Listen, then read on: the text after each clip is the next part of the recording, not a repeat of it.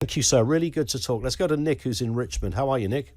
Yes, I'm fine, thanks. I was going to say, to use the terms of Jordan Peterson, the BBC is the postmodern neo-Marxists.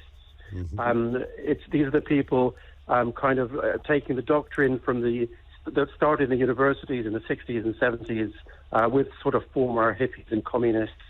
That the West is oppressive, needs to be destroyed and replaced by something better. And basically everything is an oppression narrative. You know, women are oppressed, for example, blacks are oppressed.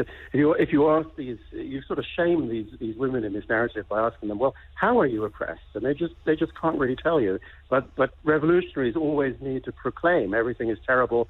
Otherwise, you can't create a revolution. No, you have to have an enemy. There's always got to be an enemy.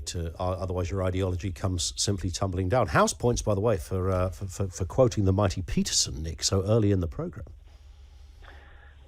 Yes, well, I think Peterson, like Douglas Murray and a lot of commentators that came on the scene really and publicly are identifying this narrative. I think it started emerging in the 60s, 70s. I didn't personally notice it until around 2005, which is a bit shameful, but I didn't. And I noticed a lot of people are still not aware of it.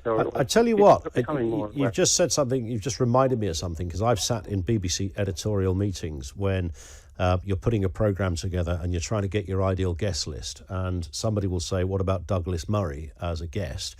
And there's a groan in the room, and nobody in that room has a right to that groan. Let me put it that way.